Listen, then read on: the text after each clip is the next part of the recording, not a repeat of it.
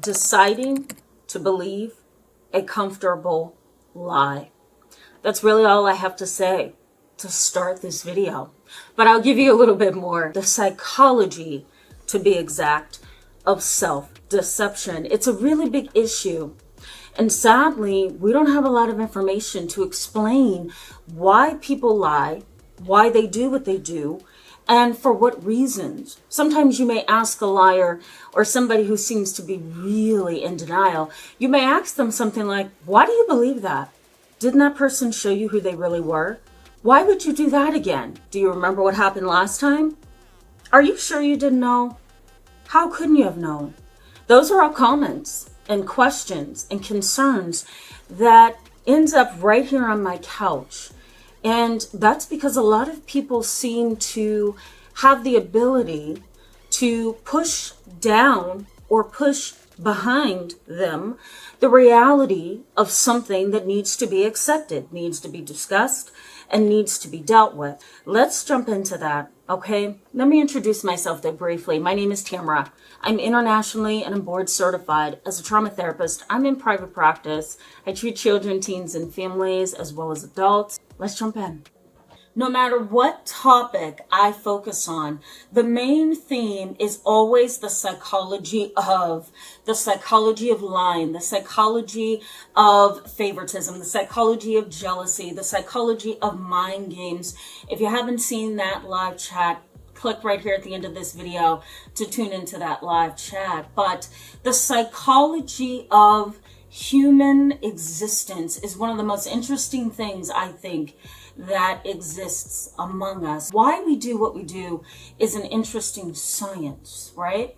And figuring out what the triggers are and why something has happened is really the art of trying to understand humans. We can't always pinpoint why an individual is so in denial and how they function under the impression of self-deception. Self-deception presses upon us doubt and fear, anger, resentment, internalized emotions, confusion.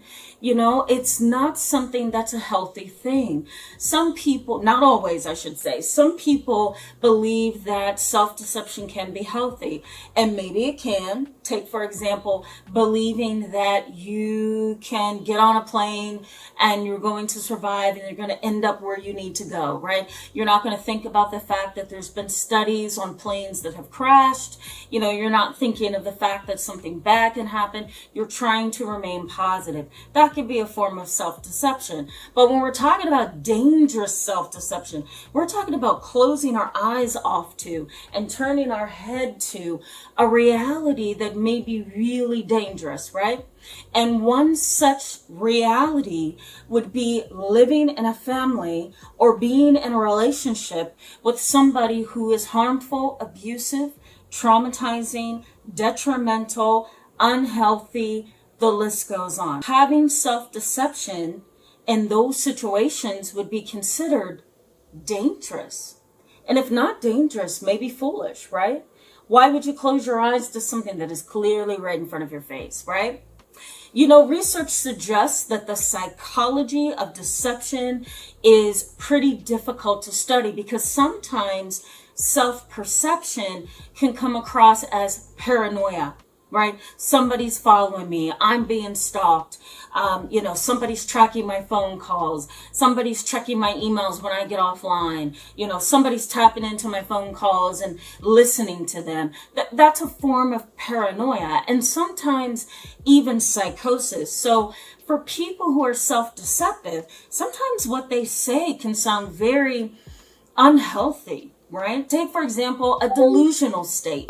A delusional state would be a place in your mind where something is really happening that's not happening, right? It's almost like a combination. Delusions can feel like a combination between a delusion and paranoia wrapped together. And what I mean by that would be something like, let me give you an example of this. Something like, you know, my phone my phone is being tapped into. There's wiretapping going on. And when I was at the grocery store yesterday, I noticed somebody looking at me, and then we ended up in a few aisles together. And I believe that same person is now tapping my phone. So that's paranoia. And it's also a delusion. So sometimes they can go hand in hand. While self-deception can feel like a delusion.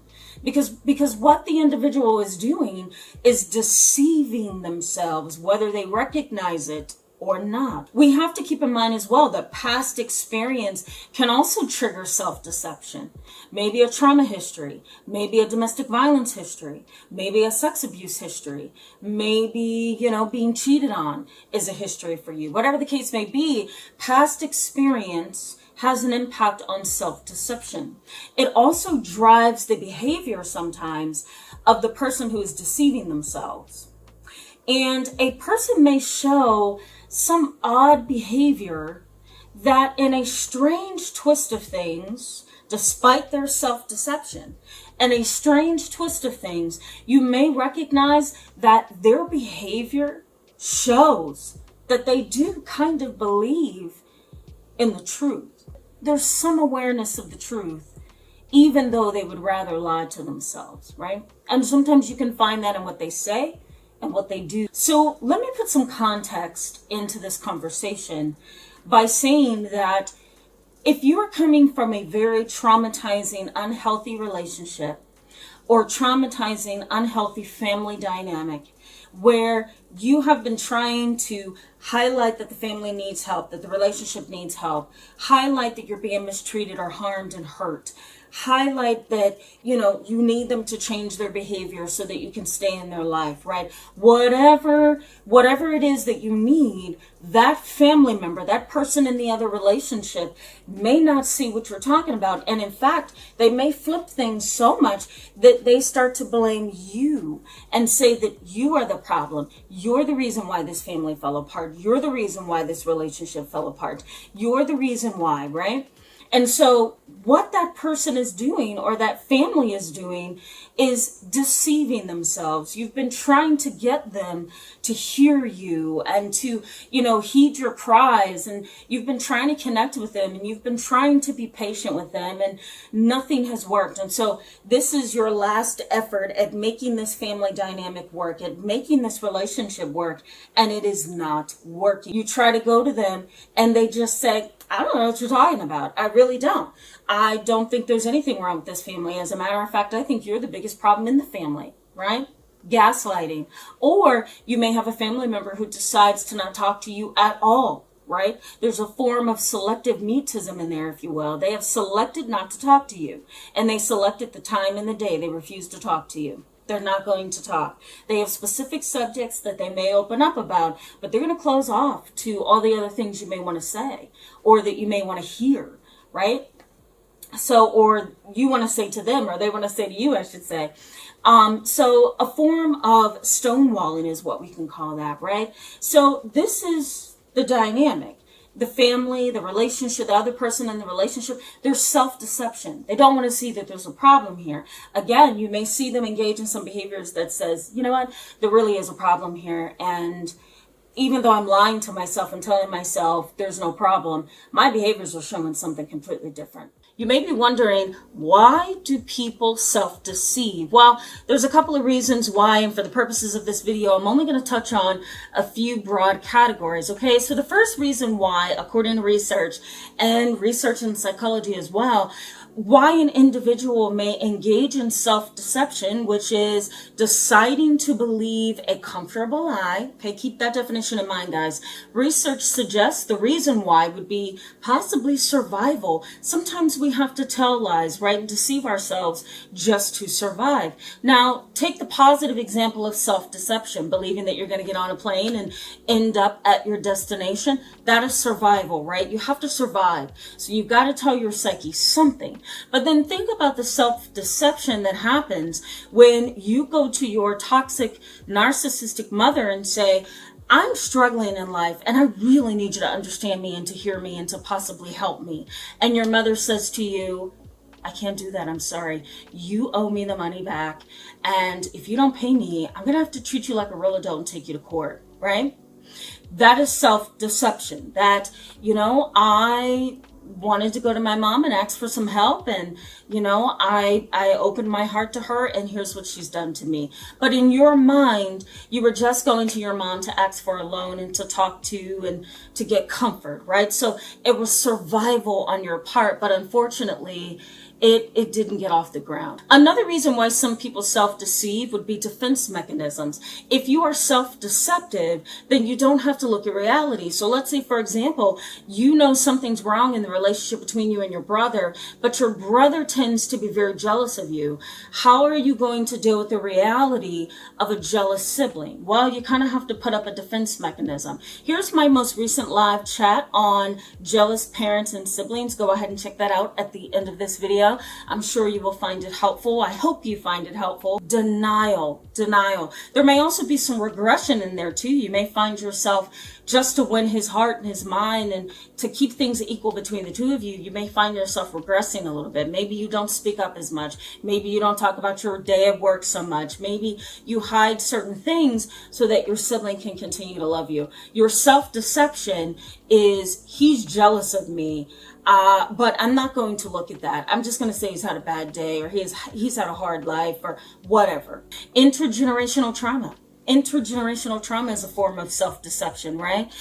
You may have an individual in your family who for many generations has witnessed corporal punishment, physical punishment, and even has experienced abuse, and the whole family has experienced abuse. But self-deception is saying something like, I just think we're loved. And we believe that spanking and criticizing kids gets them to bounce back and be smart and together and focused. And that's a form of self-deception, that I was beat so badly, but that was because I was loved. There's also, for some people, a self-fulfilling prophecy in self-deception, right? If my teacher over there says I'm an idiot, or treats me like an idiot, or treats me like I'm always making mistakes, then I'm probably going to fail at some point down the line here. And then I'm going to sit in my failure and think about what my teacher has said to me, or how I feel in response to her, and then I really will become a failure at that point. So sometimes a self-fulfilling prophecy can be the result of self-deception. Too high of expectations, right? An individual having too high of expectations, that's self-deception as well. It's a pattern of behavior that you can learn over time, right? Again, it's a defense mechanism, but you can also learn it over time. Maybe it's really hard for you to believe that your dad is a liar. Maybe it's really hard for you to believe that your mother is narcissistic and you don't have two parents. So you self-deceive, right? And you do it over and over and over again, even in your adult relationships, because it's become a pattern of behavior. It's a safe pattern of behavior. Neediness can also trigger self-deception. I need something. Social reward, right? I'm going to just call my boss tomorrow and tell him I'm sick and won't be able to come to work, right?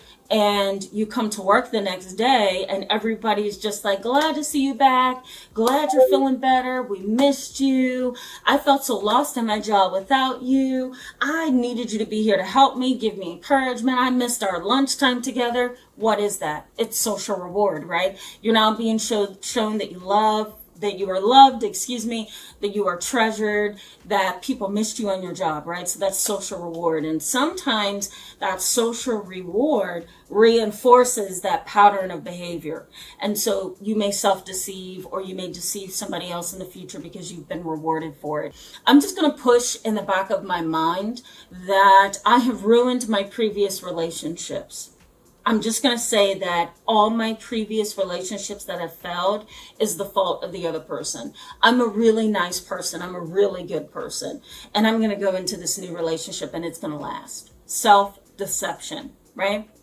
But what happens if you have lived in a family that promotes lies, that promotes self-deception, that promotes not the truth? What happens to you ultimately? The first thing that is likely to happen to you is that you believe family lies until you don't, right?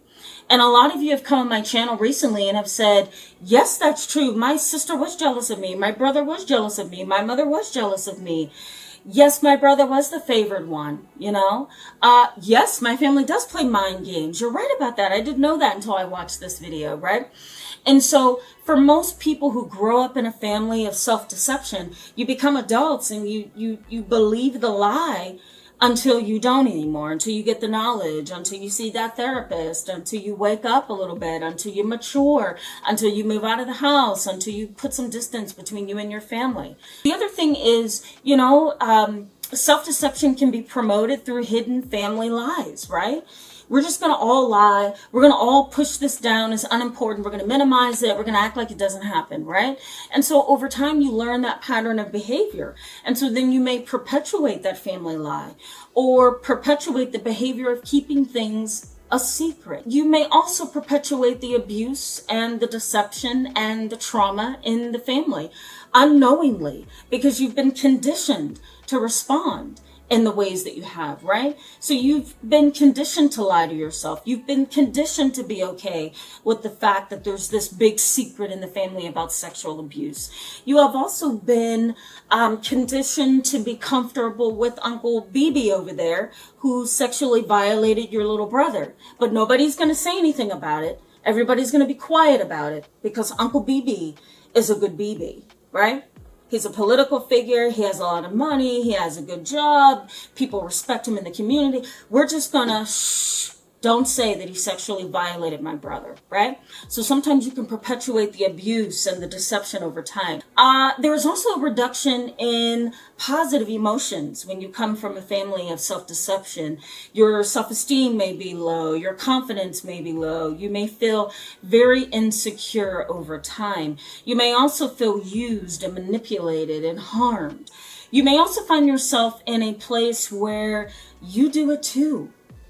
Sadly, you cover your emotions, you cover your eyes, you turn your head, you act like you don't see or hear or feel because that's the way you have been conditioned to behave. And when you emerge from that family pattern of toxic, self-deceptive actions, we'll put it that way, then that's when you can sometimes take a step back and say, this is all wrong. Check out these videos right here if you want to learn a little bit more about my psychology of a series. I'm sure you'll find them helpful. Thank you so much for being with me in today's video. I'll see you in the next one. Bye-bye.